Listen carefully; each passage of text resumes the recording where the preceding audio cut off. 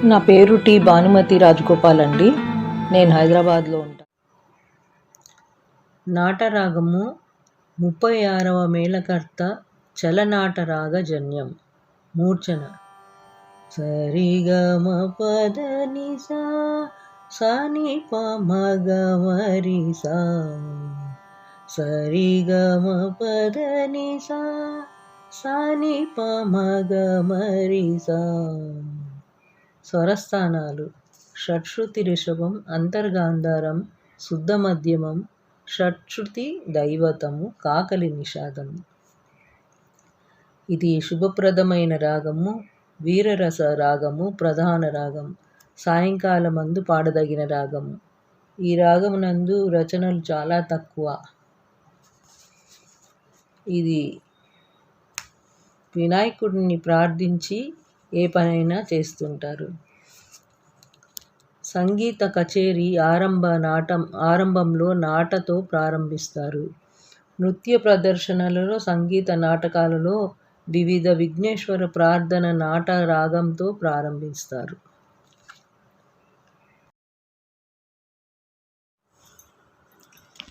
మహాగణపతిం నాటరాగం ఏకతాళం. ముత్తుస్వామి దీక్షితార్ కృతి.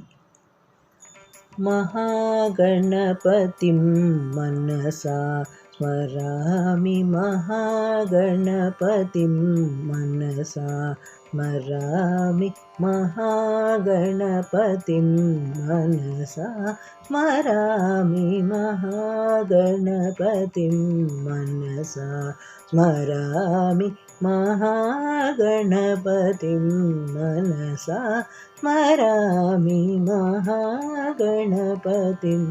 మనసా స్మరామి, మహాగణపతిం మనసా స్మరామి. వశిష్ఠవామదేవాదివందిత మహాగణపతిం.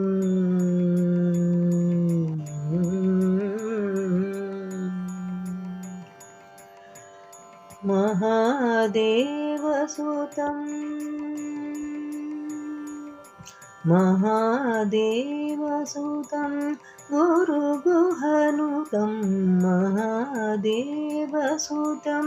గురుగుహనుతం, మారకోటి ప్రకాశం శాంతం, మారకోటి ప్రకాశం శాంతం. మహాకావ్యనాటకాదిప్రియం మహాకావ్యనాటకాదిప్రియం, మూషికవాహనమోదకప్రియం, మహాకావ్యనాటకాదిప్రియం, మూషికవాహనమోదకప్రియం, మహాగణపతిం మనసా స్మరామి. వశిష్ఠవామదేవాది వందిత మహాగణపతిం.